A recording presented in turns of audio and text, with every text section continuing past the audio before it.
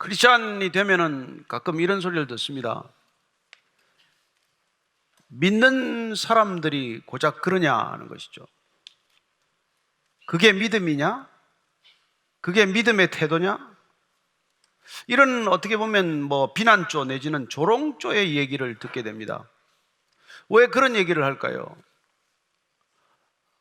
어쩌면 우리가 그들의 조롱이나 비난을 받을 때 마음이 어떻습니까? 마음이 안 좋죠. 그러나 우리가 그들이 왜 그런 얘기를 하는지는 그 이유는 알지요. 적어도 자기들보다는 크리스찬이라고 하는 사람들의 어떤 정직성이나 도덕성의 기준이 높아야 한다는 전제를 가지고 있다는 것입니다. 나보다는 네가 나아야 될 터인데 너 나보다도 더 못하다면 넌 신앙이 그게 뭐냐? 이제 이런 얘기죠. 누가 이게 성경을 창세기부터 읽다가 그냥 성경을 내팽개친 얘기를 들었습니다. 민망해서 못 읽겠다는 거예요. 아버지와 두 딸이 상관하지 않나? 무슨 시아버지와 며느리가 무슨 관계를 맺지 않나? 이게 도대체 무슨 이런 책이 다 있냐는 거예요. 어쩌면 우리도 여기 성경을 처음 읽다가 그런 생각을 했을 수 있죠. 도대체 아브라함이나 이삭이나 이런 야곱이나 믿음의 조상들이라고 하는 사람의 믿음의 수준이 고작 이런 건가? 그렇습니다. 그들의 믿음의 수준이 고작 이 수준입니다.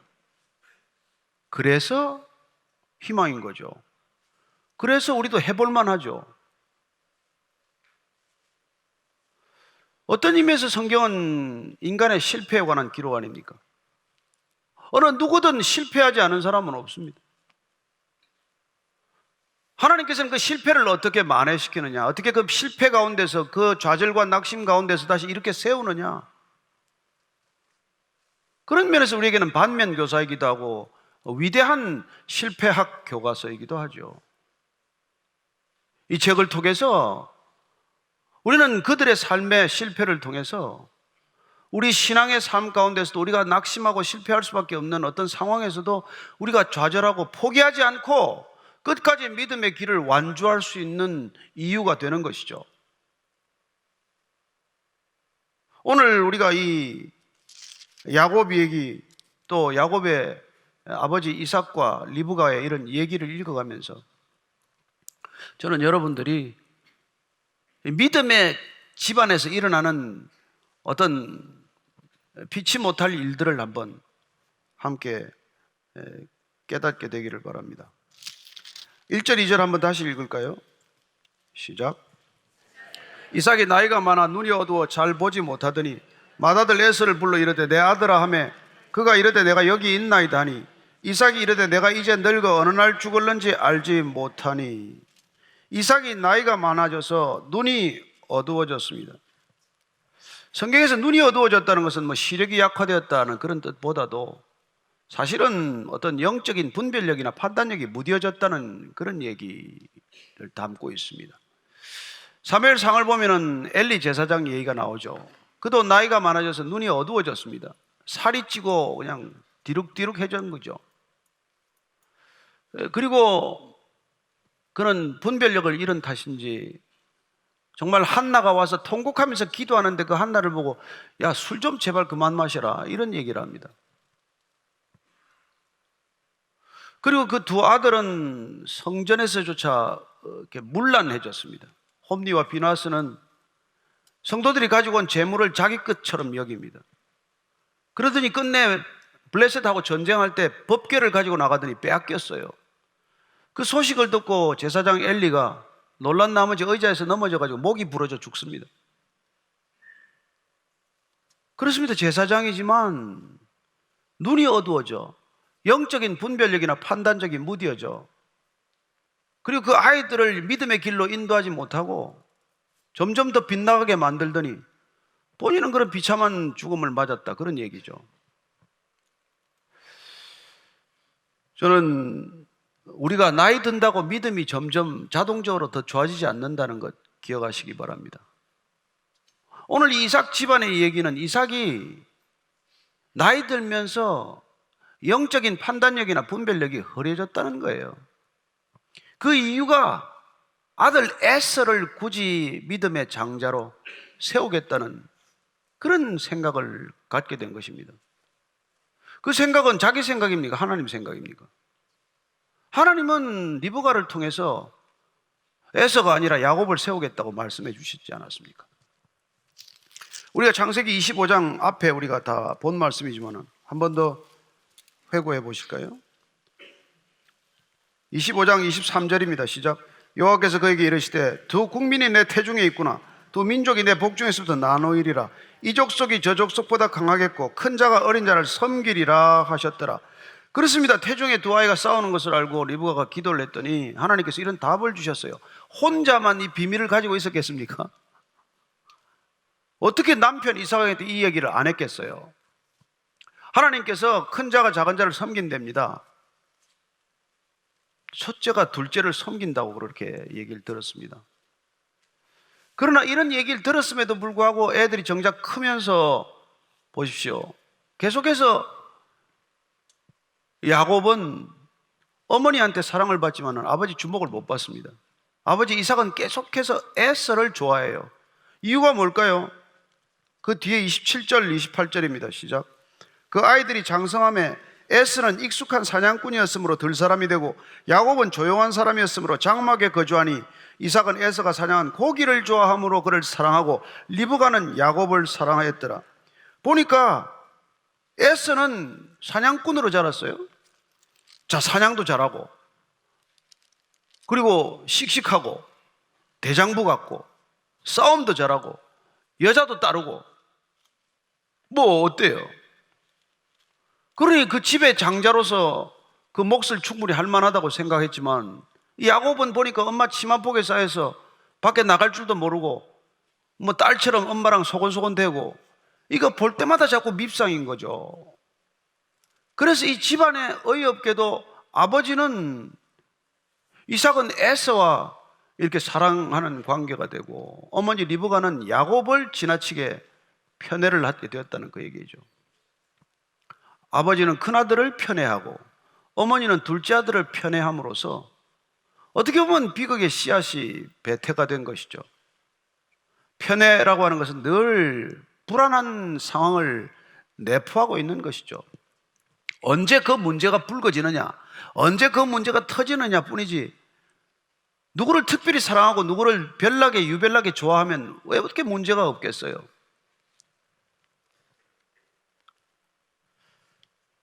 그래서 이 또 사랑한 이유가 보면은 뭡니까? 아버지 이삭이 고기를 또 좋아해서 육식을 특별히 좋아한 거예요. 그러니 이게 또 큰아들이 사냥을 잘해오고 사냥해 오면 사냥감으로 별미를 만들어 드리니까 점점 아들이 좋아지고 그렇게 큰아들이 또 편애받는 걸 보면 어머니는 점점 둘째 아들이 불쌍해지고 뭐 이런 가정사가 이렇게 얽히기 시작하는 것이죠.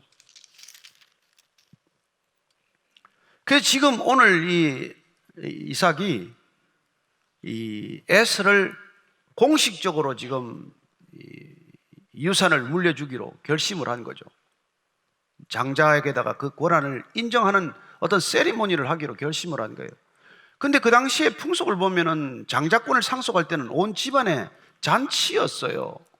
그래서 큰아들에게 장자권이 선포가 되면은 정말 온 가족들이 기뻐하고 축복하고 잔치를 벌일 판인데 이 이삭이 하나님께서는 에서를 택하지 않았다는 것을 아시기 때문에 혼자서 지금 조용히 이 일을 획책을 하고 있는 것입니다. 하나님께서 야곱을 택했다고 알려주셨음에도 불구하고 하나님, 이번에 하나님 잘못 보셨습니다. 절대 쟤는 야곱은 안 됩니다. 이번에는 하나님이 양보하셔야죠. 에서를 축복해 주세요. 이런 마음을 갖고 이 일을 조용히 처리한다고 한 것이 그게 비밀이 됩니까? 그러니 오늘 보니까 이 리브가가 이 일을 나중에 알게 되지 않습니까? 그래서 3절, 4절 이렇게 기록하고 있죠. 시작. 그런즉 내 기구 곧 화살통과 활을 가지고 들에 가서 나를 위하여 사냥하여 내가 즐기는 별미를 만들어 내게로 가져와서 먹게 하여 내가 죽기 전에 내 마음껏 내게 축복하게 하라. 아니 이 일을 지금 장자권을 상속하는 이 중요한 일을 하는데도 가서 사냥해가지고 와서 맛있는 고기를 나한테 만들어주고 먹고 마시고 즐기면서 이 일을 조용히 둘이서 하겠다는 거예요. 그 일이 될까요? 안 되죠, 당연히.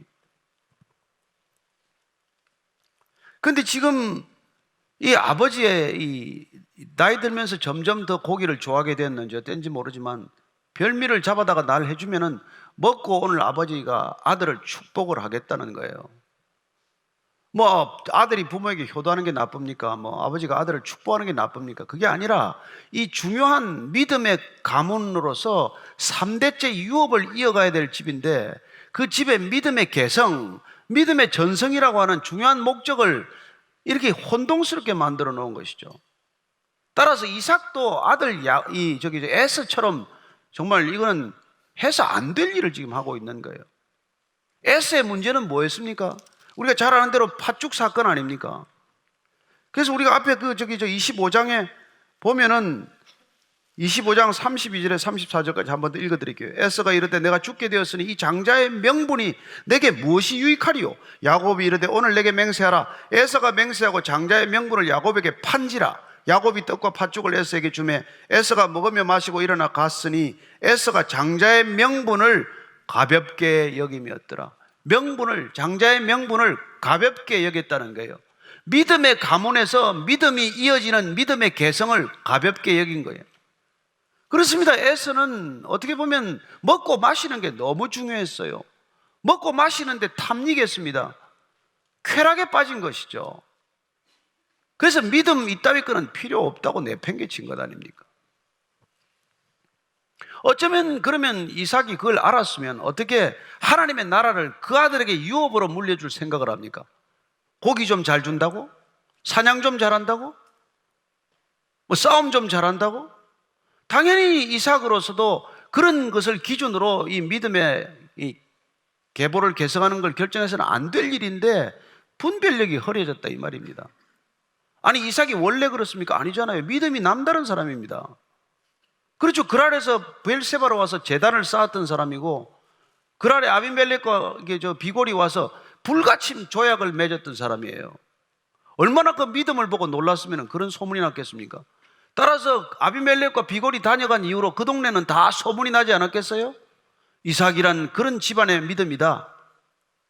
그랬던 이삭이지만 지금 나이가 130쯤 되고 보니 눈만 어두워진 것이 아니라 그런 분별력이 사라졌다는 것입니다. 따라서 저와 여러분들이 나이 들수록 신앙이 더 좋아진다고 착각하지 마십시오. 세월 간다고 믿음이 더 좋아지지 않습니다. 교회 오래 다녔다고 믿음 더 좋아지지 않아요. 그런 일 없습니다. 남의 이 얘기 듣듯이 듣지 마시고 나는 교회를 몇 년 다녔는데 믿음이 얼마나 달라졌는지 한번 생각해 보십시오.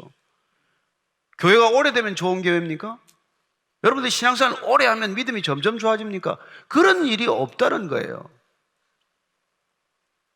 우리가 날마다 깨어있지 않으면 어디 걸려 넘어지는지도 모르고 걸려 넘어질 거예요. 그렇습니다. 그 동네 가나안 땅에 유명한 믿음의 집안이지만은 아브라함, 이삭 와서 야곱으로 세워져야 될 텐데 에서에게 굳이 지금 이 장자권을 상속하겠다는 이삭의 판단, 분별은 지금 하나님께 대한 도전 아니에요. 하나님이 그걸 가만 내버려 두겠습니까? 그래서 보니까 이 리브가가 들은 거죠. 뭐 이 리브가가 맨날 남편이 얘기하면 엿들었겠어요? 지나가다가 들은 거 아니겠습니까? 그래서 덜컥 걱정이 된 거죠. 여러분 에서가 팥죽만 지금 사건을 일으켰습니까? 장자권을 그렇게 판 것만 있습니까? 적어도 이 아들이 우리 집이 어떤 집인지를 알면 여자를 고를 때 그래도 믿음을 기준으로는 좀 삼아야죠. 헷 족속 중에서 딸 둘을 데려와서 여자 둘을 데려왔는데 그게 부모의 근심거리가 되었다라고 기록하고 있습니다. 그러니 시어머니가 된 리브가가 뭐가 기쁨이 있겠어요? 원래 이렇게 이게 마음이 안 맞는 큰아들이 여자 둘을 데려왔는데 누구죠? 그 여자 보니까 헷 족속의 부엘리의 딸 유딧과 헷 족속 엘론의 딸 바스맛을 둘이를 데려온 거예요.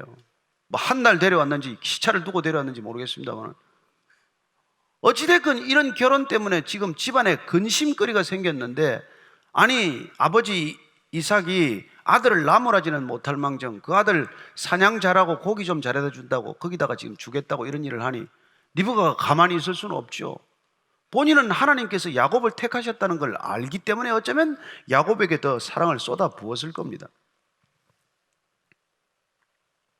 그리고는 이제 나름대로 이제 그 얘기를 듣자마자 계책을 생각한 것이죠. 그게 6절 이하입니다. 제가 6절부터 10절까지 읽어드릴게요. 리브가가 그의 아들 야곱에게 말하여 이르되 내 아버지가 내 형 에스에게 말씀하시는 것을 내가 들으니 이르시기를 나를 위하여 사냥하여 가져다가 별미를 만들어 내가 먹게 하여 죽기 전에 여호와 앞에서 내게 축복하게 하라 하셨으니 그런즉 내 아들아 내 말을 따라 내가 내게 명하는 대로 염소떼에 가서 거기서 좋은 염소 새끼 2마리를 내게로 가져오면 내가 그것으로 내 아버지를 위하여 그가 즐기시는 별미를 만들리니 내가 그것을 내 아버지께 가져다 드려서 그가 죽기 전에 내게 축복하게 하기 위하여 잡수시게 하라. 이런 어머니로서의 계책을 내놓은 거예요. 자, 이건 또 무슨 문제입니까? 이 집안의 도대체 문제는 무슨 문제예요? 겉보기에는 그렇게 믿음이 좋은 집안, 동네 사람들이 보기에는 그만한 믿음이 없는 그런 집안이지만은 실제 속에 들어가 보니까 이삭은 영적 분별력이 떨어졌고 그 어머니 리브가는 하나님의 뜻을 알면서도 하나님의 뜻을 이룰 때 하나님의 방법이 아니라 내 뜻대로 이루겠다고 또 고집을 부리는 것이죠. 무엇 때문에 다 이런 일이 일어났습니까? 다 조바심 때문이에요. 이삭은 나이가 130이 되고 보니까 내가 언제 죽을지 모르는데 빨리 이 일을 해야 되겠다라고 하는 조바심이 생겼어요. 실제 그는 50년 더 삽니다.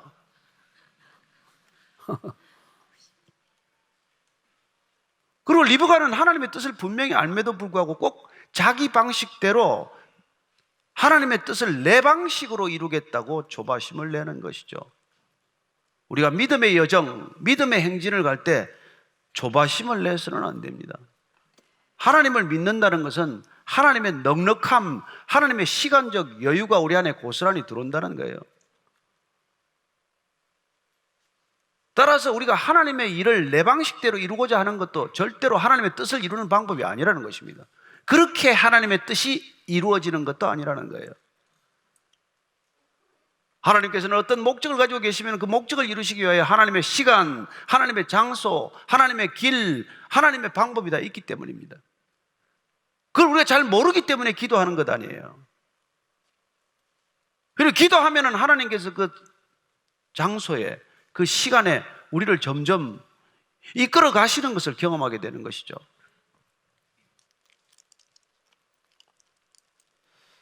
근데 야곱의 문제는 뭡니까?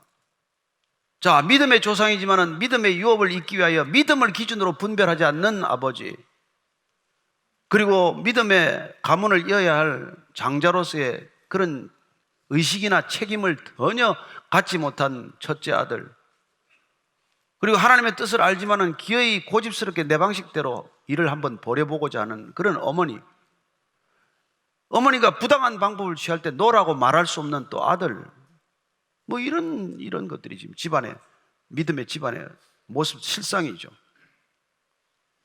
그러나 이런 묘한 믿음의 관계, 이런 얼클어진 가족 관계지만은 하나님께서는 이런 가족사를 통해서, 이런 사소한 일들을 통해서, 이런 집안의 어떻게 보면 분란과 갈등을 통해서 우리의 믿음을 빚어 가신다는 것입니다.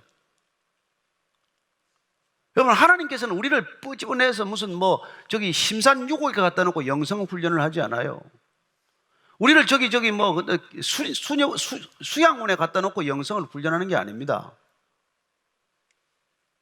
우리가 날마다 치우치기 쉽고 넘어지기 쉽고 깨어지기 쉽지만은 이 삶의 현장에서 우리가 그렇게 넘어지고 상처 입고 싸매고 주면서 하나님께서는 우리를 빚어 가신다는 것입니다. 따라서 우리는 우리 이 삶의 자리가 곧 영성이 빚어지는 자리라는 것을 기억하십시오. 이게 딱 귀찮고 이거 다 싫으니까 나는 저 멀리 혼자 떨어져서 혼자 명상하고 혼자 수도하고 내 깊은 하나님의 도를 터득하겠다, 이게 아니란 말이에요. 이런 삶의 자리가 우리의 신앙을 빚어가는 하나님의 놀라운 섭리의 현장이라고 하는 것을 기억하시기 바랍니다.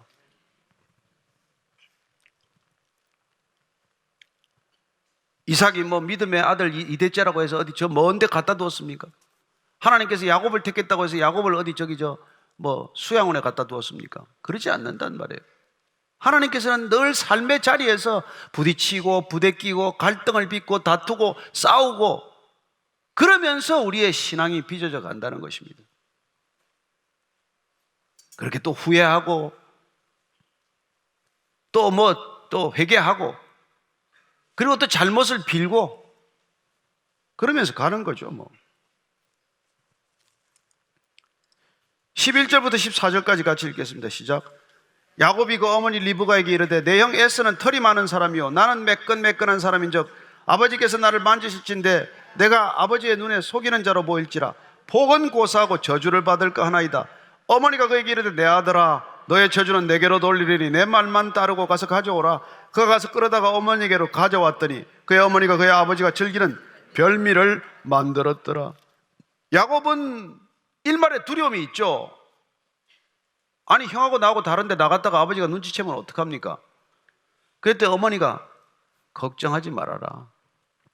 아니 그러다가 복은 고사하고 저주를 받으면 어떡합니까? 그래 저주는 내가 다 받을게. 넌 내 시키는 대로만 해. 여러분 이런 중요한 일을 어머니가 시키는 대로만 또 할 일도 아니잖아요. 이 지금 야곱이 10살 20살 된 게 아닙니다. 야곱이 60살이 넘었어요 지금.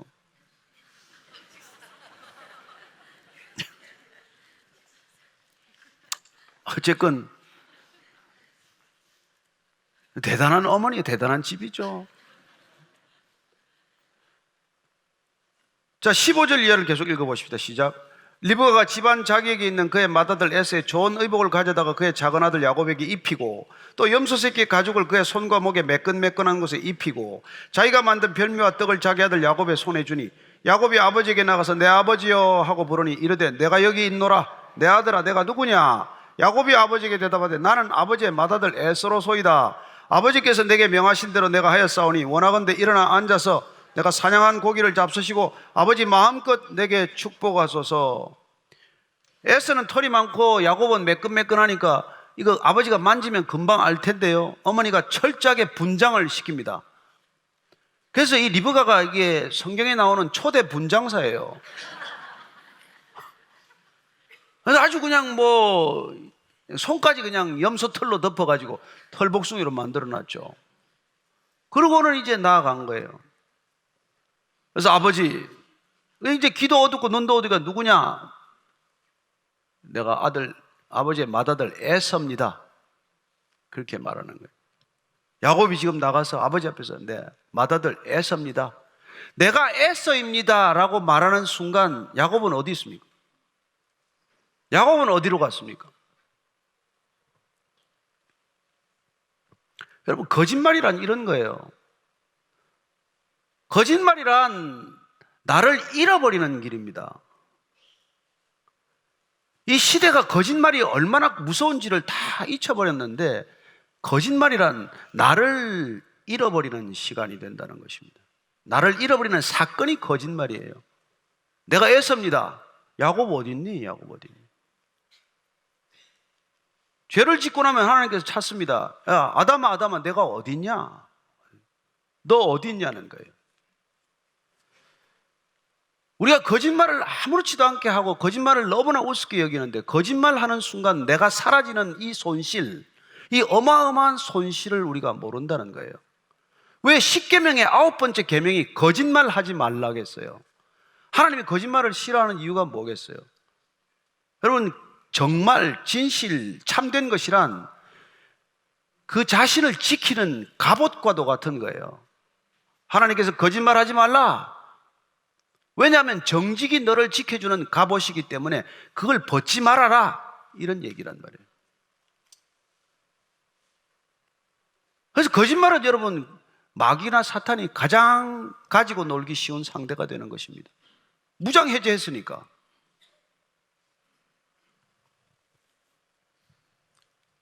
지금 야곱은 어쩌면 평생 형 에서가 꿈이었을 거예요. 왜냐하면 장자권이 욕심이 났으니까. 그래서 팥죽 하나 주고 바꾸기도 했으니까. 그래서 마지막에 이 복을 얻기 위해서 이 형의 에서의 복을 가로채기 위해서 에서인 척하는 바람에 그는 복을 받는 게 아니라 저주를 받는다는 걸 모르는 거예요. 남의 복 가로채면 복이 아니라 저주가 된다는 것을 믿으십시오. 사람의 복을 가로챌 일이 아니란 말이에요. 복은 하나님부터 오는 거지 남의 걸 가로챌 일이 아니라는 것입니다. 그러나 지금 야곱은 마음을 졸이면서 분장을 끝내고 아버지한테 가서 조심조심 애쓰라고 말하지만 그 마음 가운데 이미 얼마나 불안이 자리 잡겠어요. 그래서 거짓말을 하는 순간 우리는 불안에 사로잡히게 됩니다. 거짓말을 하는 순간 우리는 내가 사라졌기 때문에 빈 자아를 발견하게 되면 허무가 자리 잡는다는 것입니다. 거짓말하는 사람의 특징이에요. 기쁨이 없습니다. 그리고 그런 사람들일수록 남의 거짓말에 더 분노해요. 왜 그런지 아십니까? 남의 거짓말에 분노하면 자기가 의로워지는 줄 착각하니까. 남의 거짓말하면 그냥 머리 끝까지 화를 내는데 실질은 자기 자신의 거짓에 대한 불안 때문에 그렇단 말이에요. 이 사회를 똑똑히 들여다보십시오. 거짓으로 살아가는 사람들을 보십시오. 그들의 삶의 실체가 무엇입니까? 우리는 정말 정치 지도자에서부터 저 밑에 어린애들까지 거짓에 대해서 아무 감각이 없는 사회가 되고 말았어요. 그렇게 무슨 교회를 다니나 안 다니나 성경을 읽거나 안 읽거나 오늘 거짓말하면 내가 사라진다니까. 나를 잃어버리는 길이라니까. 나를 잃고 나서 무엇을 받으면 축복입니까? 가장 소중한 나를 놓쳐버리고 뭘 쥔들 그게 편안하겠어요. 그래서 거짓으로 살아가는 사람은 아무 기쁨이 없습니다. 얼굴 보면 다 써놨어요. 나는 거짓말쟁이입니다. 가장 가까운 사람에게도 신뢰를 못 받죠. 우리 사회가, 우리 가정이 다 그런 가정들 아닙니까? 저는 적어도 2020년 할에 우리가 믿음으로 걷겠다고 결단하셨으면 다른 것 할 거 없습니다. 하나님 앞에서 정직하고 나 자신에게 정직하면 돼요. 그것도 안 되면서 뭘 하겠다는 거예요.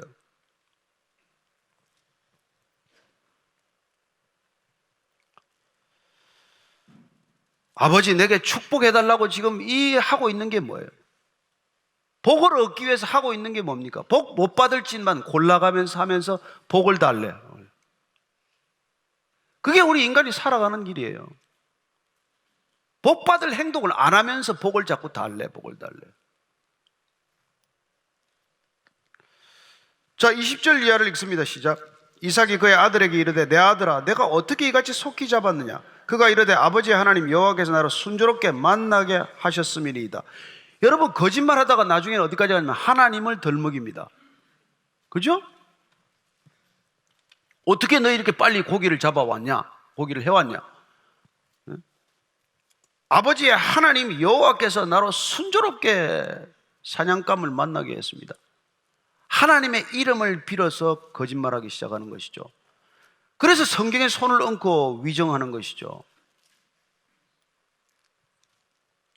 성경에 손을 얹고 서약하면 뭐합니까? 거짓말하기 위해서 손을 얹는 사람들이 있는데 이삭이 야곱에게 이르되 내 아들아 가까이 오라. 내가 과연 내 아들 에서인지 아닌지 내가 너를 만져보리라 하노라.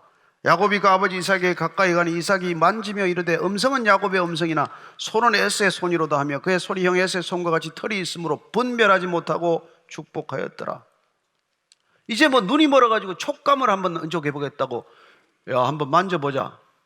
만져봤더니 털이 북슬북슬 있으니까 내 아들 에서가 맞구나. 여러분 눈만 뭡니까? 촉감은 안 늙습니까? 다 늙죠 뭐. 그리고 점점 모든 감각기관의 분별력도 떨어지지 않겠어요? 그리고 이제 만져봐도 잘 모르겠어. 염소털인지 사람털인지도 몰라요? 어떻게 그걸 모를 수 있겠어요? 그래서 이제 한번 직접 물어봐요. 24절 이하를 한번 읽어보십시오. 시작. 이삭이 이르되 내가 참 내 아들 에서냐? 그가 대답하되 그러하니이다. 이삭이 이르되 내게로 가져오라. 내 아들이 사냥한 고기를 먹고 내 마음껏 내게 축복하리라. 야곱이 그에게로 가져가며 그가 먹고 또 포도주를 가져가며 그가 마시고 그의 아버지 이삭이 그에게 이르되 내 아들아 가까이 와서 내게 입 맞추라. 이제 직접 물어봐요. 너 정말로 내 아들 에서 맞냐? 아무래도 미심쩍고 약간 좀 그래도 특별히 목소리가 이게 뭐 흉내를 내긴 내는데 원래 야곱은 목소리가 좀 가늘고 에서는 좀 성량이 많을 거 아니에요. 사냥꾼답지 않겠습니까? 그래서 목소리가 아무래도 이상한데 정말 에서 맞냐? 네, 저는 에서입니다 라고 반복해서 거짓말을 하는데 반복해서 야곱은 드디어 실종되고 마는 것이죠. 그때 이제 뭐 포도주도 마시고 다 먹을 거 먹고 마지막으로 최종 확인 절차가 뭡니까? 이제 뭐 시각, 촉각, 청각 다 해보고 이제 안 되니까 후각을 한번 의지해서 냄새를 한번 맡아봐야 되겠다. 이놈 진짜 에서가 맞는지 안 맞는지 에서 냄새를 한번 맡아봐야 되겠다. 그래서 이제 와서 한번 나한테 입을 맞춰봐라 그렇게 합니다. 자, 그랬더니 그가 가까이 가서 그에게 입 맞추니 아버지가 그의 옷에 향취를 맡고 그에게 축복하여 이르되 내 아들의 향취는 여호와께서 복 주신 밭의 향취로다. 하나님은 하늘의 이슬과 땅의 기름짐이며 풍성한 공식과 포도주를 내게 주시기를 원하노라. 만민이 너를 섬기고 열국이 내게 굴복하리니 내가 형제들의 주가 되고 내 어머니의 아들들이 내게 굴복하며 너를 저주하는 자는 저주를 받고 너를 축복하는 자는 복을 받기를 원하노라. 마지막에 냄새까지 이제 합격했어요. 냄새도 뭐 에서의 옷을 입혀놨더니 에서의 냄새를 맡았어요. 그래서 이제 이삭이 결국 야곱을 축복하게 되었더라. 그 얘기 아닙니까? 자, 축복이라는 것은 뭐예요? 복을 구하는 것입니다. 복이란 인간에게 있지 않아요. 복의 근원, 복의 시원은 하나님입니다. 그래서 지금 이삭이 이 아들을 위하여 복을 구하는 것 아니에요. 그래서 이걸 뭐라 그럽니까? 축복권이라고 부른단 말이에요. 아버지가 아들에게 대해서 가지고 있는 가장 큰 권한이 뭐라고요? 축복권이란 말이에요. 근데 오늘 이 시대는 아버지가 필요 없는 시대를 만들었어요. 아버지가 뭐 필요하냐는 거죠. 아버지 없어도 얼마든지 사는데 아버지는 뭐 대학교 가는데 걸림돌이 되고 어머니의 정보력과 할아버지의 재력만 있으면 됐지 아버지 네가 뭐를 간섭하냐? 없는 게 차라리 낫다. 이런 세상을 만들었단 말이에요. 그렇게 해서 좋은 대학 가고 좋은 직장을 간다고 좋은 인간이 되냐고요. 여러분, 이 시대가 정말 회복해야 될 것은 아버지의 권위가 회복돼야 돼요. 아버지 스스로도 이 권위가, 권한이 책임이라는 것을 또한 깨달아야 한다는 것입니다. 아버지가 아들에게 하나님이 복을 주시도록 축복하는 것이 권한인 동시에 가장 큰 책임이라는 것입니다. 따라서 가장 위대한 아버지란 자식을 위해서 하나님께 복을 구하는 아버지예요. 가장 아름다운 자녀란 아버지가 하나님께 구해서 복을 내려주시도록 아버지를 아버지로 대접하는 아들이란 말이에요. 그래야 믿음의 가문이 제대로 이어질 것 아니겠습니까? 그런데 오늘날 얼마나 많은 아버지가 또 자녀들에게 깊은 상처를 줍니까? 아버지라고 하면 그냥 인연을 끌어버리고 그냥 얼굴을 보지 않겠다는 자녀들이 뭐 한둘입니까? 가끔 그런 상담을 받아요. 아버지는 정말 보고 싶지 않습니다. 그래도 용서하십시오. 용서하십시오. 아버지로부터 화해가 되지 않으면 내 자녀하고도 화해가 안 됩니다. 제발 아버지하고 화해를 하세요. 그래서 아버지 학교에 가면은 하는 게 뭐예요? 관계 회복이죠. 아버지를 용서하고 그리고 그 아버지로부터 오는 축복의 물줄기가 비록 끊어졌다고 할지라도 나부터라도 자녀들에게 흘러갈 수 있도록 하는 것, 그게 이 시대가 해야 될 일 중에 하나예요. 그래서 모세가 아론과 그의 아들들에게 축복하라 하는 축복 기도문을 가르쳐 준 것 아니에요. 가장 큰 아버지의 책무, 아버지의 권한, 그게 뭐냐면은 민수기 6장, 우리가 말씀을 한번 찾아서 읽어보십시오. 민수기 6장 22절로 27절까지입니다. 26절까지입니다. 한 목소리로 같이 한번 읽습니다. 시작. 여호와께서 모세에게 말씀하여 이르시되 아론과 그의 아들들에게 말하여 이르기를 너희는 이스라엘 자손을 위하여 이렇게 축복하여 이르되 여호와는 내게 복을 주시고 너를 지키시기를 원하며 여호와는 그의 얼굴을 내게 비추사 은혜 베푸시기를 원하며 여호와는 그 얼굴을 내게로 향하여 드사 평강 주시기를 원하노라 할지니라 하라. 자, 오늘 그러면 24절, 25절, 6절에 우리 자녀들의 이름, 사랑하는 자녀들의 이름을 넣어서 한번 더 읽겠습니다. 시작. 여호와는 내 아들에게 복을 주시고 내 아들을 지키시기를 원하며 여호와는 내 아들의 얼굴을 내게 비추사 은혜 베푸시기를 원하며 여호와는 그 얼굴을 내 아들에게로 향하여 드사 평강 주시기를 원하노라. 이렇게 날마다 축복 기도하는 것보다도 자녀를 더 잘되게 하는 길이 없다는 것입니다. 이렇게 날마다 아들을 축복 기도하고 딸을 축복 기도하는 부모보다도 더 위대한 부모는 없다는 것입니다. 무슨 재산을 남겨준들 그 재산이 오래 간다고 생각을 하십니까? 세상의 복은 복이 아니라 물려주면 물려줄수록 복이 될 줄로 믿으시기 바랍니다. 집을 준다고 애가 그 집에 산다는 보장이 있습니까? 저는 여러분들이 아무 재산을 물려주지 않기를 결단하고 오직 하나님의 복만 자녀들에게 유업으로 전해지도록 결단하시기를 바랍니다. 자녀들에게 돈 물려주는 부모보다 어리석은 부모 없어요. 유산 남겨놓고 죽는 부모보다 어리석은 부모 없습니다. 제가 알아보니까 재산이 7천만 원 이상 남겨놓고 안 싸운 자녀들이 없어요. 남기려면 6천만 원 이하로 남기세요. 복을, 하나님께 복을 구해서 그 복이 자녀에게 흘러가는 것, 그래야 하나님으로부터 복이 온다는 것을 알고 자라는 것, 그 자녀들이 하나님을 갈망하게 하는 것, 그것보다도 더 큰 자녀 교육이 없고 그보다 더 큰 자녀 사랑이 없다는 것을 기억하시기 바랍니다.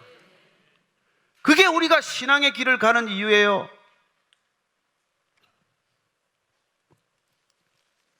따라서 오늘 우리는 이 야곱이 왜 에서와는 달리 하나님의 택함을 받는 믿음의 족보에 편입이 되었는지를 알게 됩니다.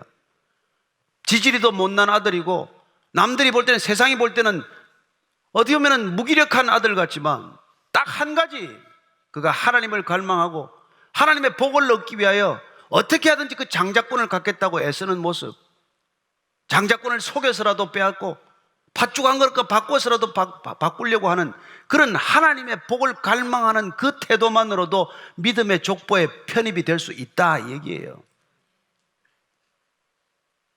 저와 여러분들이 정말 하늘의 복을 추구하는, 신령한 복을 구하는 그 간절한 마음이 있으면 하나님께서 자녀로 삼으시는 줄 믿으시기 바랍니다. 똑똑해서 하나님의 자녀가 되는 게 아니에요. 무슨 일을 많이 한다고 되는 게 아닙니다. 날마다 하나님으로 갈망하는 그 마음 자체가 가난한 마음이요, 그 하나님을 간절히 구하는 그 태도가 겸손한 태도이기 때문에 하나님께서는 겸손한 사람, 가난한 심령이 가난한 사람을 쓰기로 결정하셨습니다. 저와 여러분들이 올해 우리 신앙이 이런 신앙이 되기를 기도하시기 바랍니다. 사랑하는 자녀들을 위해서 우리가 저 자녀들이 하나님의 자녀가 될 수 있도록, 하나님을 갈망하는 자녀들이 될 수 있도록, 하나님의 복을 복으로 알고 구할 수 있는 자녀들 될 수 있도록, 세상의 복에 연연하지 않도록 그런 자녀 될 수 있도록 기도하는 부모가 되기를 축복합니다. 오늘 기도할 때 다음 세대를 위해서 기도하십시다. 다음 세대가 주님께로 돌아와야 합니다. 주님을 갈망해야 합니다. 이 나라가 당장 지금 어려움들도 있지만 먼 훗날을 위해서 우리 자녀들이 믿음 안에서 세워지도록 기도하시기 바랍니다. 그 자녀들이 하나님을 갈망하도록 기도하기 바랍니다. 우리 자녀들을 하나님께 드리기를 기도하시기 바랍니다. 같이 기도하겠습니다. 하나님 아버지, 사랑하는 주의 자녀들 주님께 올려드립니다. 하나님, 우리의 품을 떠났습니다. 내 자녀 아닙니다. 이제 주님의 자녀입니다. 주님 만지십시오. 주님 가지십시오. 사랑하는 자녀들, 주님을 갈망하는 자녀들 되게 하여 주옵소서. 우리 사랑하는 자녀들, 주님을 늘 간구하고 주님의 복을 갈망하고 오직 하나님을 추구하는, 하나님으로 목마른 자녀들 되게 하여 주옵소서. 세상에 목마른 자녀가 아니라 말씀에 목마른 자녀, 사람의 인정에 목마른 자녀가 아니라 하나님의 인정에 목마른 자녀들이 되게 하여 주옵소서. 하나님, 저 자녀들이 돌아올 줄로 믿습니다. 하나님께서 돌이킬 줄로 믿습니다. 하나님, 이 나라의 민족을 위하여 자녀들이 일어서게 하여 주옵소서. 자녀들이 하나님으로 인하여 빛을 발하게 하여 주옵소서. 일어나 빛을 발하는 다음 세대가 되게 하여 주옵소서. 하나님, 저 자녀들이 온전히 주님께 헌신된 자녀들 다 되게 하여 주옵소서. 하나님 아버지, 주님께서 거짓말하고 형에 비해서 늘 짓눌려 지내는 그 불쌍하고 연약한 야곱이지만은, 그러나 오직 중심 한 가지, 하나님을 갈망하고 어떻게 하든지 하나님의 복을 받고 싶다는 그 염원 하나를 주님께서 받으시고 믿음의 조상으로 편입시켰다면, 우리 또한 하나님 세상의 것들을 탐욕으로 구하지 않고 하나님 한 분만을 간절히 간구하는 기도가 믿음이 되게 하여 주옵소서. 예수님 이름으로 기도합니다. 아멘.